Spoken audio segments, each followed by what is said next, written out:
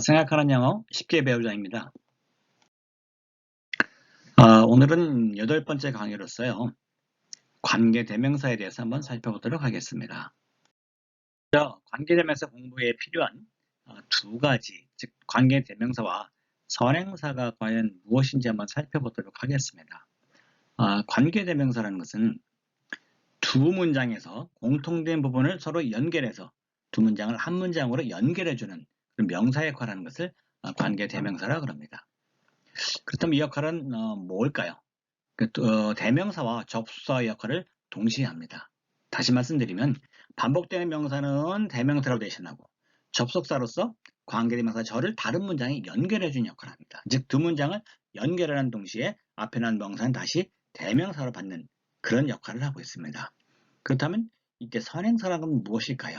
이 선행사라는 것은 앞에 나온 명사입니다. 즉 관계대명사가 대신 받아서 주는 명사 또는 명사구, 다시 말하면 앞에 나온 명사나 명사구를 얘기합니다.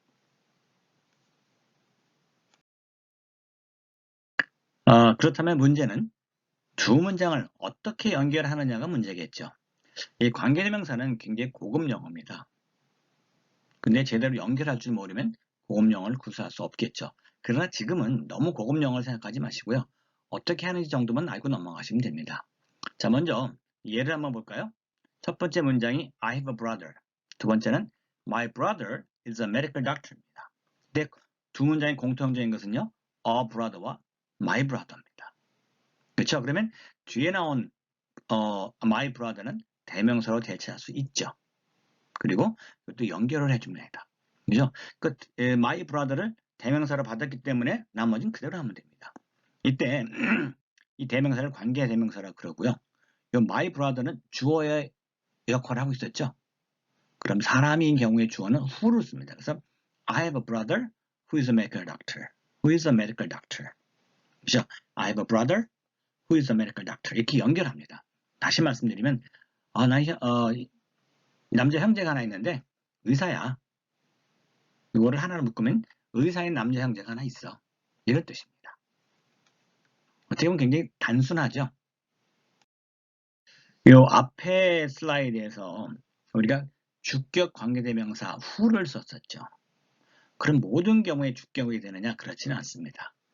그 대명사의 위치가 주어였으면 주격이고요. 소유격이었으면 소유격을 쓰고요.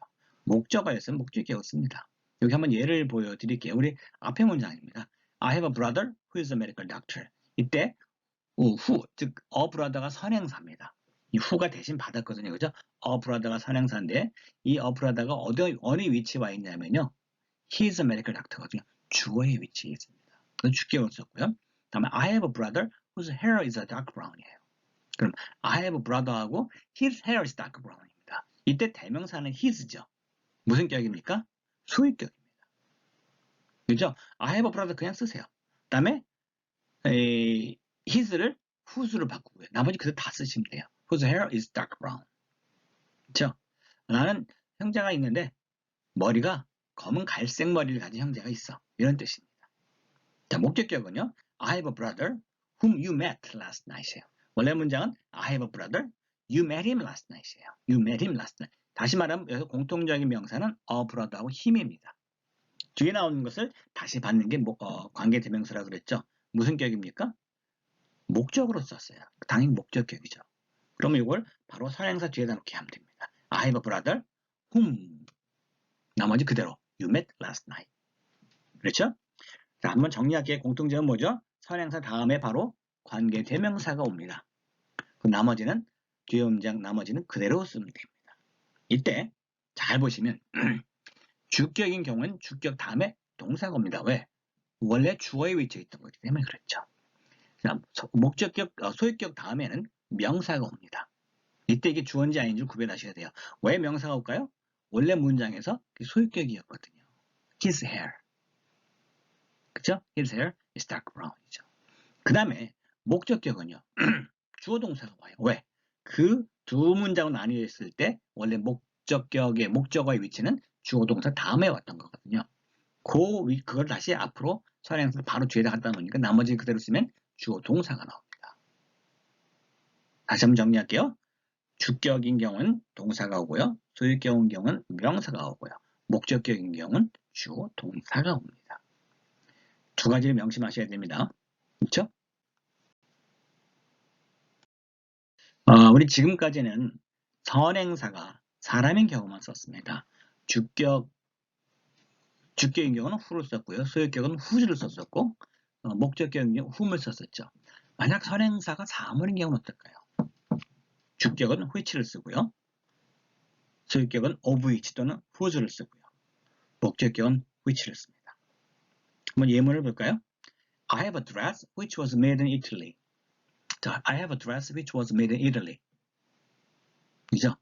이탈리아에서 만든 드레스가 있어. which was made. 보세요. which 다음에 동사가 나왔죠. 무슨 격입니까? 주격입니다. I have a dress which I bought in Italy. 내가 이태리에서 산 드레스가 있어. 그죠? 이때 which 다음에 I 주어 동사가 나왔죠? I bought. 무슨 격일까요? 목적격입니다. I work for a company whose goal is to sell their product in Korea. 나는 자기네 그 제품을 한국에서 팔고자 하는 게 그 목표인 그런 회사에서 일하고 있어. 이런 뜻입니다. 이때 보세요. whose란 그 관계대명사 같고요. 그 다음에 명사가 왔습니다. 무슨 격이죠? 소유격입니다. 똑같아요. 사람의 경우가 똑같고요. 단지 관계대명사가 which, of which 바뀔 뿐입니다. 그렇죠?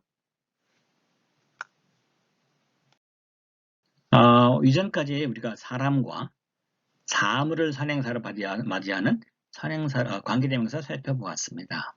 이거 굉장히 중요하거든요. 자, 근데 관계대명사 what도 굉장히 많이 쓰이죠. 굉장히 많이 씁니다. 이때 관계대명사 what은 선행사를 포함합니다. 즉 선행사와 관계대명사 역할을 동시에 하는 거죠.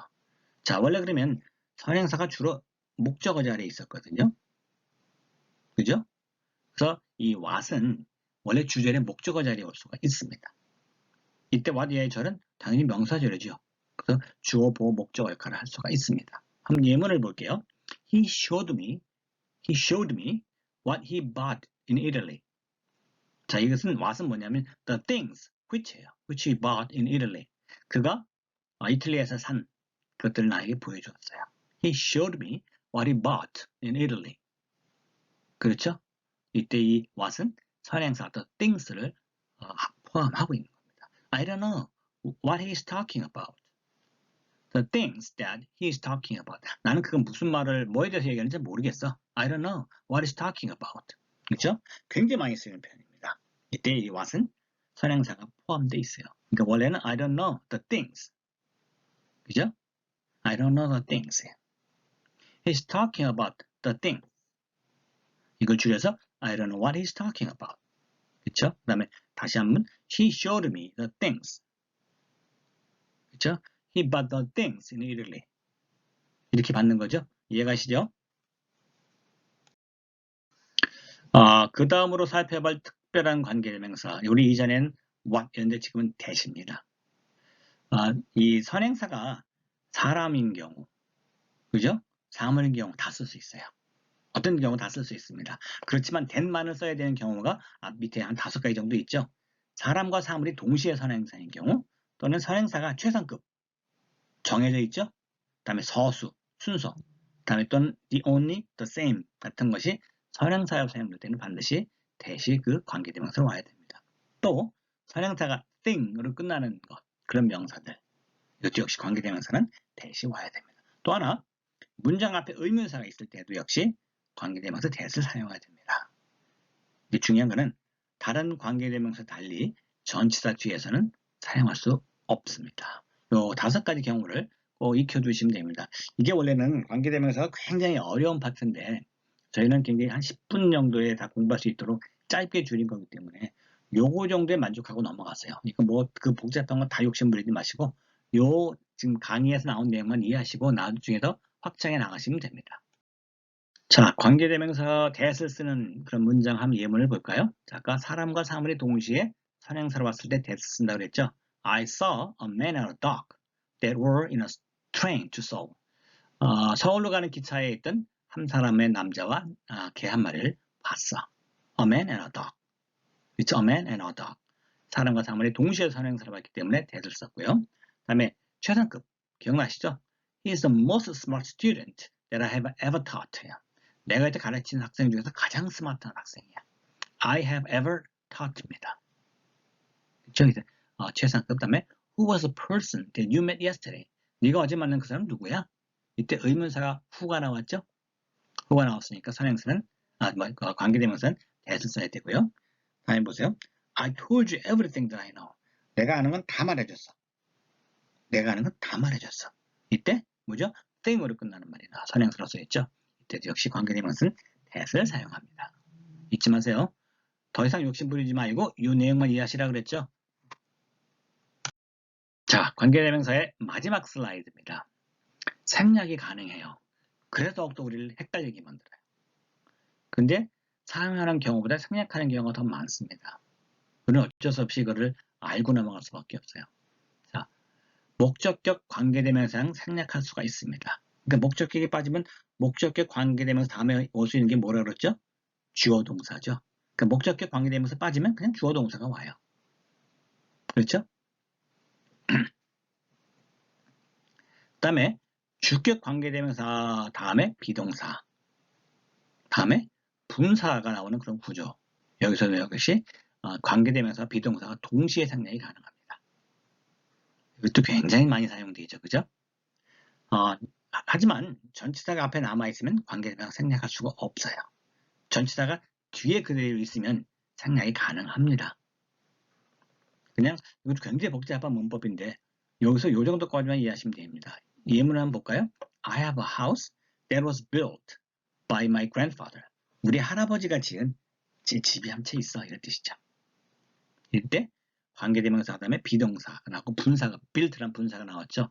이때 that was 관계대명사와 비동사가 다 생략이 됐습니다. 그 다음에 I want to have a good friend with whom I can share my feelings.